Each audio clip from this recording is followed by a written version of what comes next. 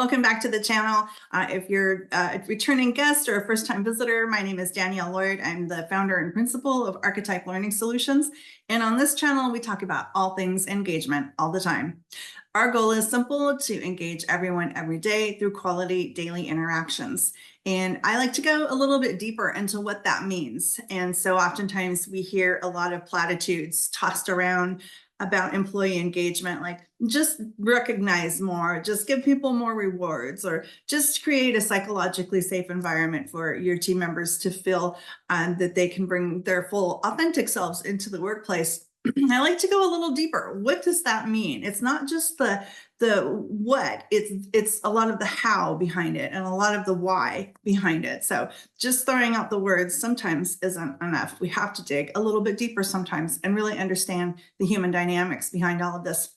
But today I wanted to talk about a recent experience that I had, and I think a large problem that exists within our United States workforce and probably even beyond. And that's, I think, this idea of just rampant exhaustion. So I have been self-employed now, I think this is my 4th year. So I've really been out of the kind of the rat race of the work environment, if you will. And even prior to that, you know, we had the lockdowns and we were working from home. And so it's been several years since I've been out and about and even had to be out of the house anywhere before about 8 o'clock. Until last week, doing some work for a client. Was up at 5, haven't been up at 5 in quite some time, in order to be into the office by 8 o'clock and help with an employee transition. So by the time the employees finished their day, it was 5 o'clock, got home. So that's 12 hours right there. Getting up at 5, working till 5, actually being on site, that's 12 hours of my day right there. Now, before you start to think, oh boy, what a baby. It's been a long time since I've had a 12-hour day.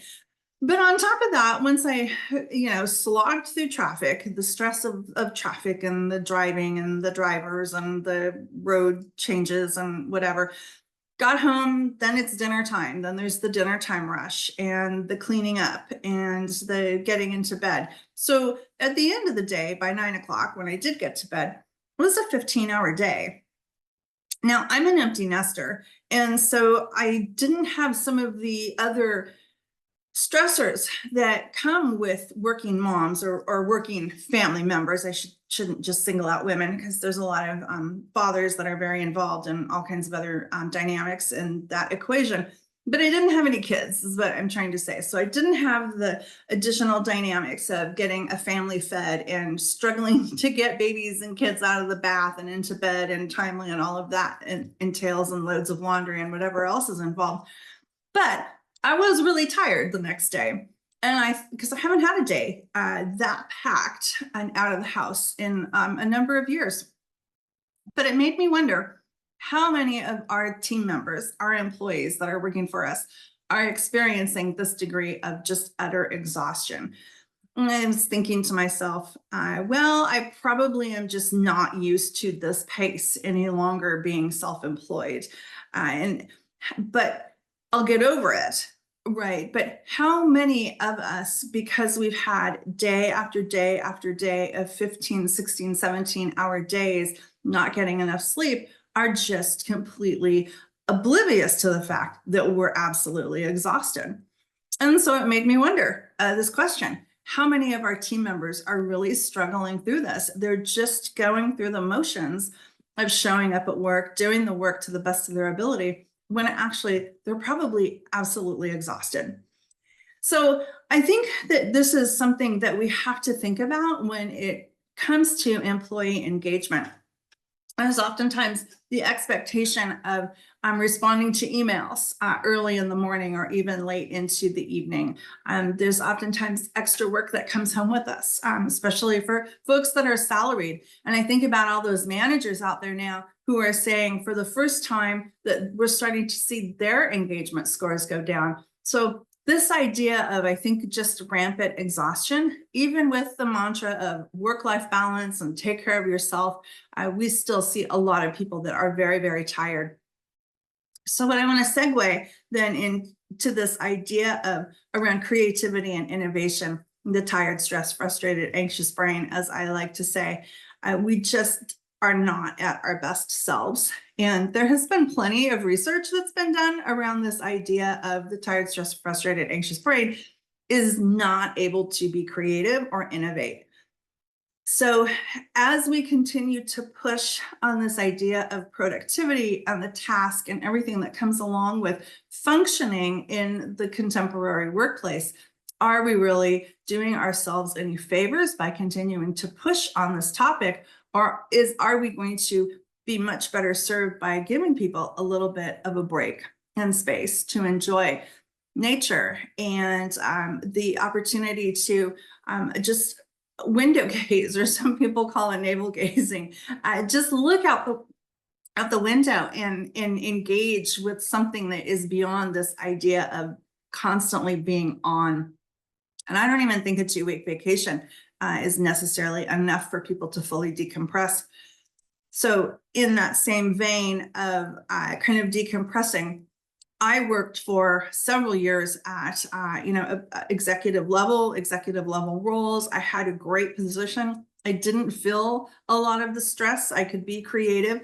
And yet, even stepping back and going into business for myself, I still feel like it took me 2 years to fully decompress and have that sense of creativity and innovation and freedom of my own, owning my own kind of thoughts and being able to take those thoughts and put those onto paper in a way that would be meaningful and impactful for me and my business. So that said, if I was in that good space in my career, even with the exhaustion, even with working full time and teaching classes at the university level a couple nights a week, if it took me 2 years to decompress, how long is it going to take somebody who is experiencing real stress and real exhaustion? Is probably going to take them much longer than 2 years. So to even think that a 2-week vacation is going to be enough to allow our human being employees to come back into the workspace and feel refreshed, I just don't think is enough. And it's a tall order. And then we expect, again, more creativity, more innovation. And those two things just cannot coalesce and be in combination with one another. So how does this tie back to employee engagement? I don't think it's possible for an individual in that state of emotional, mental, and even physical exhaustion to ever have the capacity to be fully engaged.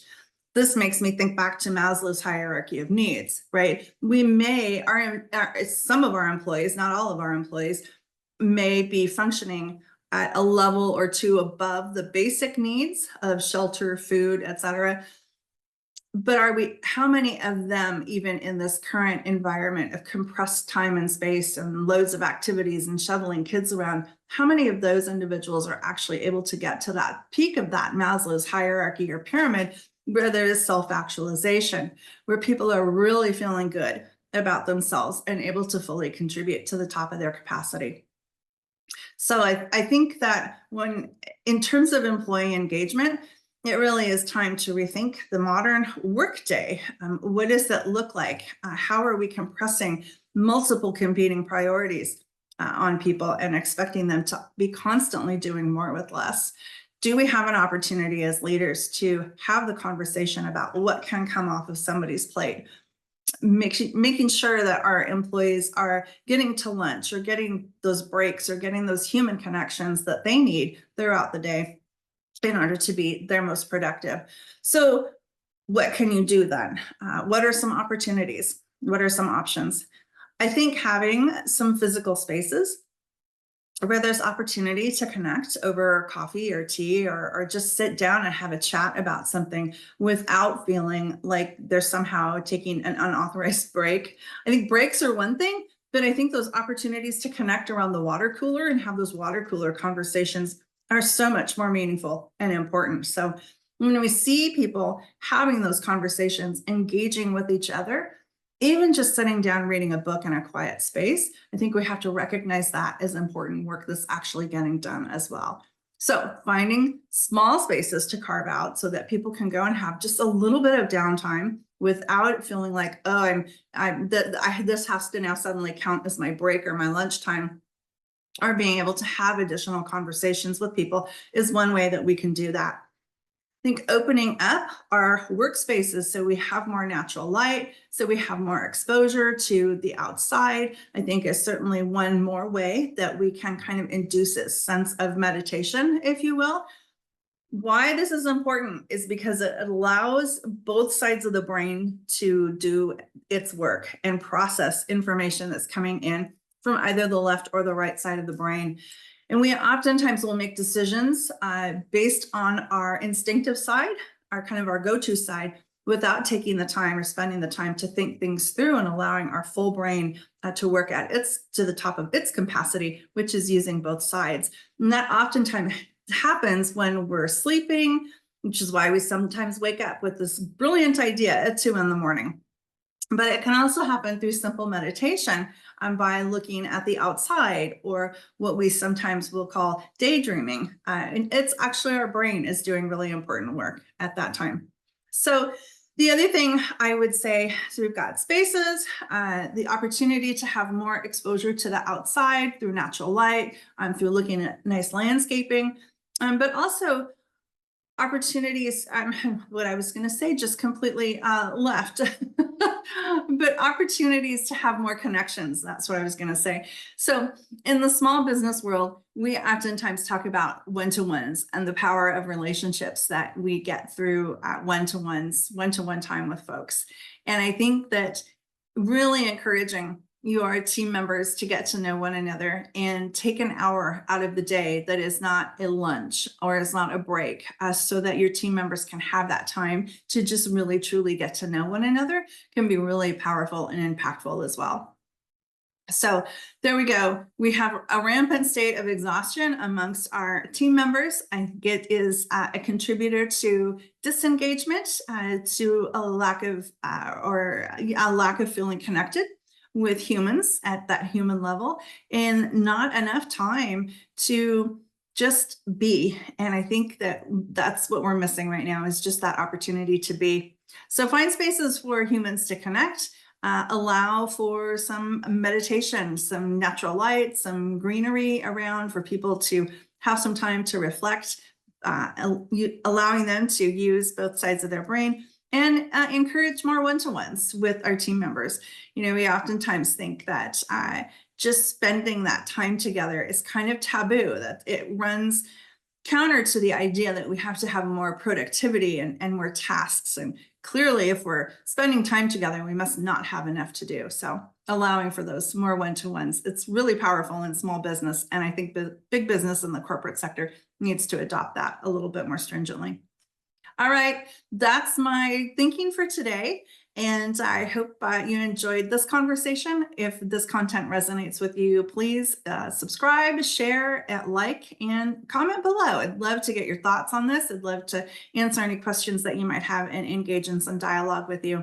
So again, my name is Danielle Lord, founder and principal of Archetype Learning Solutions, and here we talk about all things employee engagement.